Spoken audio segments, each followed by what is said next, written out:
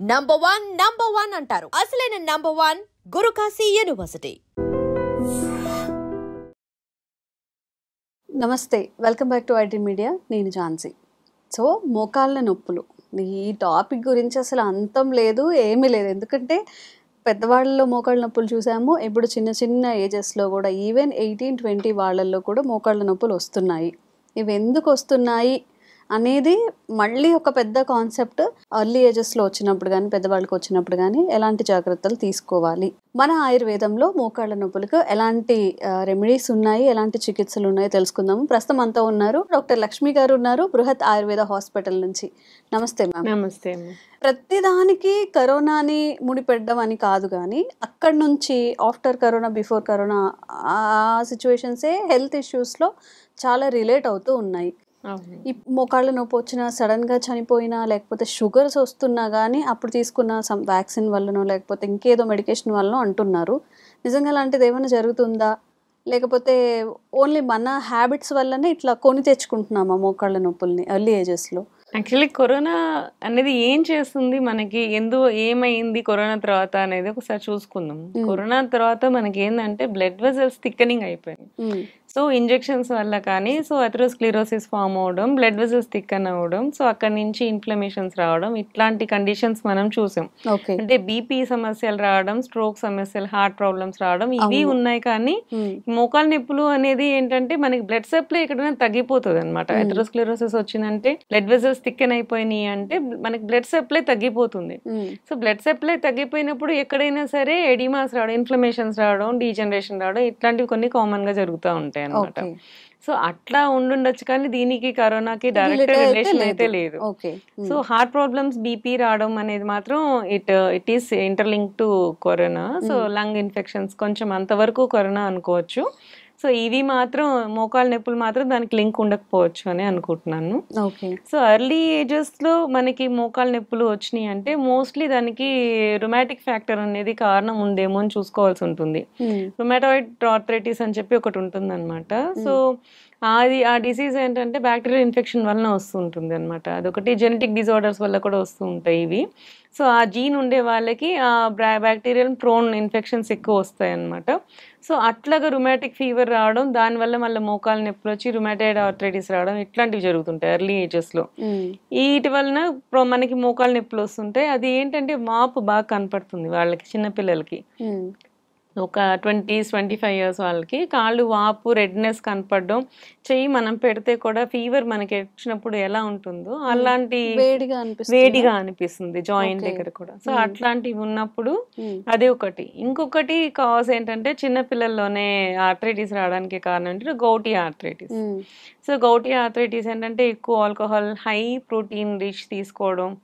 General గా alcohol తీసుకున్నప్పుడు red meats ఎక్కువ తీసుకుంటూ ఉంటారు, మీట్ ఎక్కువ తీసుకుంటూ ఉంటారు. ఇలాంటి వాళ్ళు వాటర్ ఎక్కువ తీసుకోకపోవడం, ఈ రెడ్ మీట్స్ వల్ల ఏమవుతుందంటే యూరిక్ యాసిడ్ లెవెల్స్ ఎక్కువ వస్తాయి బాడీలోకి. ఈ యూరిక్ యాసిడ్ లెవెల్స్ ఎక్కువ వచ్చినప్పుడు అవి జాయింట్స్ లో డిపాజిట్ అయిపోతాయి. ఆ జాయింట్ డిపాజిట్ అయినప్పుడు అవి ఇన్ఫ్లమేషన్ వస్తుంది, అక్కడ వాపు తెప్పిస్తాయి అనమాట. అట్లా కూడా జాయింట్ ఆర్థరైటిస్ వస్తూ ఉంటాయి. దాన్ని గౌటీ ఆర్థరైటిస్ అంటారు.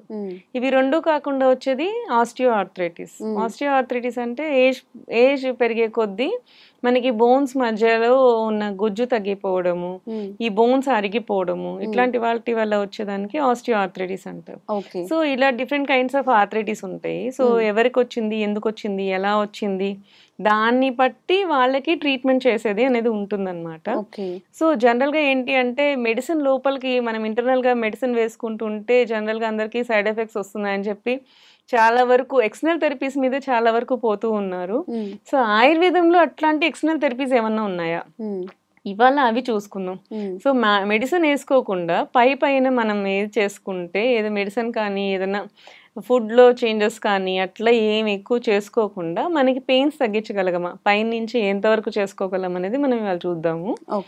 జనరల్గా ఏంటి అంటే ఈ రుమటాయిడ్ ఆర్థరైటిస్ వాటికి ఏంటంటే సిక్తాస్వేదం అని చేస్తాం, అంటే ఇసుకతో స్వేదం చేస్తాం అన్నమాట. మనకి బయట కోరా క్లాత్ దొరుకుతుంది, కోరా క్లాత్ ఆర్ మస్లిన్ క్లాత్. ఇవి రెండు ఏంటి అంటే వేడిని తట్టుకునే శక్తి ఉంటది అనమాట.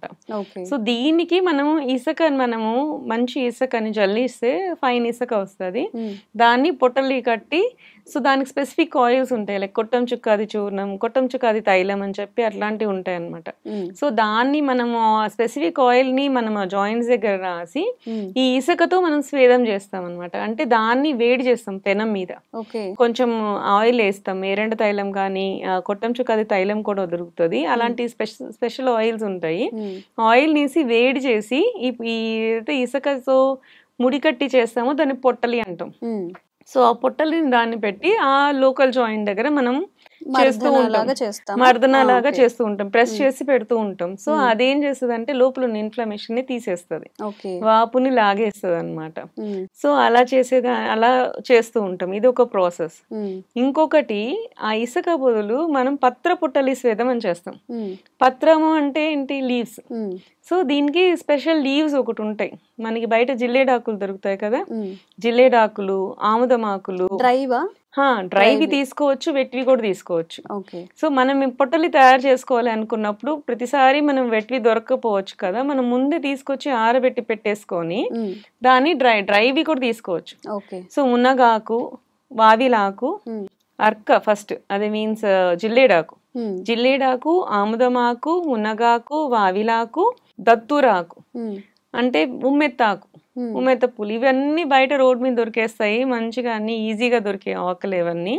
ఇవన్నిటిని మనము ఎండబెట్టేసేసి పొట్టలు తయారు చేసుకోవచ్చు. పొట్టలి అంటే సేమ్ ఇదే, ఈ మస్లిన్ క్లాత్ లో ఇవన్నీ వేసేసేసి ముడి కట్టేసేసి దానికి దారం చుట్టేస్తే పొట్టలే అవుతుంది. మనం జనరల్ గా వెట్టివి తీసుకున్నాం అనుకో, దాన్ని నైట్ నానబెట్టాల్సిన అవసరం రాదు. దాన్ని డైరెక్ట్ గా మనం ఏంటంటే పెనం మీద ఆయిల్ వేసేసుకొని దాంతో మనం పొట్టలి చేసేసుకొని చేసుకోవచ్చు. But when it comes to dry leaves, అప్పుడు ఏం చేయాలంటే ముందు రోజు రాత్రి మనం ఆయిల్ ని తీసుకొని అందులో వేసి పెట్టేసేయాలి. అంటే పొట్టలి చేసేసేయాలి. ఒక గిన్నెలో నూనె పెట్టుకోవాలి. ఏదైతే నూనె మనం అడ్వైజ్ చేస్తున్నాం, లైక్ ధన్వంతరి తైలం, కొట్టం చుక్కాది తైలం, సో ఇట్లాంటివి చాలా ఉంటాయి, సహచరాది తైలము, ఇట్లా పెయిన్ ఆయిల్స్ అనేవి చాలా ఉంటాయి. సో దానికి ఏదైతే స్పెసిఫిక్ గా చెప్పున్నామో, అంటే డిసీజ్ ని బట్టి ఒక స్పెసిఫిక్ ఆయిల్ ఉంటుంది. ఆ ఆయిల్ లో ఈ పత్రాలు ఏదైతే చేస్తున్నామో దాన్ని ఆ రోజు నైట్ నానబెట్టేసేయాలి.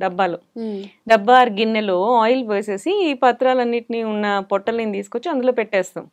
సో అది నైట్ అంతా దాన్ని ఆయిల్ లో నానుతుంది. సో ఇవి మ్యూచువల్ ట్రాన్స్ఫర్ అవుతాయి. సో యాక్టివ్ ఇంగ్రీడియంట్స్ అనేవి అవి నెక్స్ట్ రోజు మార్నింగ్ ఆ ఆయిల్ తో మర్దన చేసుకొని ఈ పొట్టలిని తీసుకొని పెడితే మీకు దాని ఎఫెక్ట్ చాలా బాగా తెలుస్తుంది అనమాట. ఇది పత్ర పొట్టలి స్వేదం. ఇది కాకుండా మళ్ళీ పొడికిజీ అని అంటాం, అంటే పౌడర్ తో చేసే స్వేదాలు అనమాట. సో స్పెసిఫిక్ పౌడర్స్ బయట మనకు దొరుకుతాయి అనమాట. ఈ కొట్టం చుక్కది చూర్ణం కూడా దొరుకుతుంది. కొట్టం అంటే కుష్ట అనేది ఒక ప్లాంట్ అనమాట. సో అది చుక్క అంటే ఏంటంటే మనకి మునగాకు. సో వీటికి మళ్ళీ వేరే వేరే డ్రగ్స్ ఉంటాయి అనమాట. ఆ డ్రగ్స్, ఆ వావిలాకులు పౌడర్, ఇవన్నీ పౌడర్ ఫామ్ లో చేసి ఇస్తారు, అది పొడికిజీ. సో దాన్ని తీసుకొని మనకి జాయింట్స్ ఎక్కడైతే పెయిన్స్ ఉన్నాయో వాటికి చేసేది పొడికిజీ అనమాట. సో దాన్ని పెట్టి చేసుకుంటుంటే వాళ్ళకి తగ్గుతూ ఉంటది అనమాట. సో ఇట్లాంటి రకరకాలు ఉంటాయి. ఇవన్నీ కేరళకి వెళ్ళి మనం చేయించుకోవాలంటే కష్టం అవుతుంది అనుకున్నప్పుడు ఈ ఇంగ్రీడియంట్స్ అన్ని బయట మనకు దొరుకుతాయి. సో ఆకులు, పత్రపుట్టలు మనం ఇంట్లో ఈజీగా చేసుకోవచ్చు. సో దాన్ని మనం ట్రై చేసుకొని కేరళ వైద్యాన్ని మనం ఇంట్లోనే చేసుకోవడానికి అవ్వచ్చు. సో మీకు మంచిగా రిలీఫ్ కూడా వస్తుంది, పెయిన్ ఇన్స్టెంట్ గా తగ్గుతుంది, ఇంటర్నల్ గా తీసుకోకుండా మీకు మజిల్ రిలాక్స్ అవుతుంది. కొంతమందికి ఏంటంటే జాయింట్ బిగుసుకుపోయి మూవ్మెంట్ కూడా రాదు. సో అట్లాంటి వాళ్ళకి సహచరాది తైలం, సహచరం అంటే మూవ్ చేయడానికి పనికి వచ్చేలాగా. సో ఆయుర్వేదం మోస్ట్లీ వర్డ్స్ ఏంటి అంటే వాటికి మనకి ఈజీగా గుర్తు పెట్టుకునేలాగే మనకి చెప్తారు. సహచరం అంటే మనం దాంతో పాటు నడవగలిగే కెపాసిటీ వచ్చేలాగా. సో సహచరాది తైలం అనేది దొరుకుతుంది. సో దాన్ని మనం యూజ్ చేసుకుంటే స్టిఫ్నెస్ వచ్చేసి మూవ్మెంట్ కూడా రాలేని వాళ్ళకి ఈ ఆయిల్ ని కాంబినేషన్ చేస్తాం మనం. ఈ కొట్టం చుక్కాది దాంట్లో సహచరం గురించి కలిపేసేసి దాన్ని మళ్ళీ పెట్టి అప్లై చేసి దాన్ని మళ్ళీ పత్రపుట్టలి స్వేదం చేస్తూ ఉంటే మూవ్మెంట్స్ అనేవి సరిగా మంచిగా అయ్యేలాగా వస్తుంది అనమాట. ఈ స్టిఫ్నెస్ తగ్గినప్పుడు కొంతమంది బాగా సన్నగా అయిపోతారు, ఎమాసియేషన్ వల్ల కూడా కాళ్ళ నొప్పులు వచ్చేస్తుంటాయి, సన్నగా ఉంటారు, ఉట్టిగా జాయింట్ అన్ని బ్రిటిల్ అయిపోతూ ఉంటాయి, వాళ్ళకి క్షీరవల తైలం కూడా దొరుకుతుంది. సో పేషెంట్ ని బట్టి మనం ఆయిల్ మారుతుంది, మనం వేసే పత్రపొట్టలియా లేకపోతే ఇది పొడికిజీనా ఏది అనేది చూసి దాన్ని బట్టి మనం కేరళ టైప్ ఆఫ్ ట్రీట్మెంట్స్ మనం చేస్తూ ఉంటాం మనం తీసుకోవచ్చు. హాస్పిటల్స్ లో. మ్మ్. సో వాళ్ళకి ఏంటంటే ఒకసారి అడ్వైస్ చేసుకుని మేము వచ్చి చేసుకోలేము అనుకున్నప్పుడు ఒకసారి డాక్టర్ అడ్వైస్ తీసుకొని ఏ ఆయిల్స్ అనేది మనం సెట్ చేసుకుంటే మ్మ్. ఇంట్లోనే హ్యాపీగా మీరు కూడా ట్రీట్మెంట్ తీసుకోవచ్చు, మీకు మీరు చేసుకోవచ్చు. ఇది ఓన్లీ ఈ కీళ్ళ నొప్పులు కాకుండా ఇట్లా బ్యాక్ హా. పెయిన్స్ కి కూడా use బ్యాక్ చేస్తారు పెయిన్స్ కి కదా వస్తుంది, ma'am? ఈ నెక్ పొట్టలి. వచ్చి పొట్టలు ఇలా అన్ని దగ్గరలో యూజ్ చేయొచ్చు. కొన్ని నెక్ పెయిన్స్ వస్తుంటాయి, మ్మ్. నెక్ పెయిన్స్ వచ్చి హ్యాండ్ మూవ్మెంట్ చేయలేకపోతూ ఉంటారు, అట్లాంటి వాళ్ళకి కూడా వస్తుంది. అట్లాంటి వాళ్ళకి కూడా మ్మ్. సేమ్ ఇట్లానే ఆయిల్స్ ఉంటాయి కదా, మూమెంట్స్ లేనప్పుడు సహచర తైలము, వాపులు ఉన్నప్పుడు కొట్టం చుక్కాది తైలము. సో ఇలాంటి వాటిని యూజ్ చేసి ఇవేదైతే పత్ర పుట్టలి కానీ ఈ పొడి కిజీలు కానీ ఇవన్నీ కూడా యూజ్ చేసుకొని దాన్ని బట్టి మనం ఇక్కడ పెట్టుకోవచ్చు. ఓకే. నెక్ దగ్గర పెట్టుకోవచ్చు, హ్యాండ్ దగ్గర ఫ్రోజన్ షోల్డర్స్ అంటారు కదా, హ్యాండ్ దగ్గర పెట్టుకోవచ్చు, జాయింట్ పెయిన్స్ ఉన్న దగ్గర ఎక్కడ నీ జాయింట్ పెయిన్స్ ఉన్న దగ్గర పెట్టుకోవచ్చు, మ్మ్. ఈ యాంకిల్ జాయింట్స్ గౌటీ ఆర్థరైటిస్ అంటే ఈ ఫింగర్స్ దగ్గర కూడా వాపులు వచ్చేస్తూ ఉంటాయి, ఓకే. ఈ పాదాల్లో వాపులు వచ్చేస్తూ ఉంటాయి, అక్కడ పెట్టుకోవచ్చు. మ్మ్. ఇవి కాకుండా కూడా మనకి ఇంకా చాలా పొట్టలు ఉన్నాయండి. మ్మ్. ఈ నవర కేజీ అని చెప్పి స్కిన్ గ్లోయింగ్ కి చేసే పొట్టలు ఉంటాయి, ఇంకా చాలా రకాల పొట్టలు ఉంటాయి. అవి ప్రస్తుతానికి మనము వీటి గురించి మాట్లాడుకుంటున్నాం కాబట్టి ఆస్టియో ఆర్థరైటిస్ కి, arthritic any kind of pains కి మ్మ్. ఈ కైండ్స్ ఆఫ్ పొట్టలీలు చేసుకోవచ్చు మనం. ఓకే. ఫర్దర్ ఎపిసోడ్స్ లో ఇంకా చాలా పొట్టలు ఉన్నాయి, ఇలా ఇంకా చాలా టైప్ ఆఫ్ కేరళ ట్రీట్మెంట్స్ ఉన్నాయి. ఫర్దర్ ఎపిసోడ్స్ లో మనం చెప్పేస్తా. తెలుసుకుందాం. ఓకే. సో మోకాళ్ళ నొప్పులకి మాత్రమే కాదు, ఫర్దర్గా మనకి ఎలాంటి బాడీ పెయిన్స్ ఉన్నా కానీ బ్యూటీ రిలేటెడ్ కూడా ఉంటాయి, అవన్నీ కూడా తెలుసుకుందాము. మీకు ఎలాంటి ఆరోగ్య సమస్యలు ఉన్నా కూడా కామెంట్స్ రూపంలో తెలియజేయండి, తప్పకుండా వీడియో చేస్తాము. Thank you ma'am. Thank you.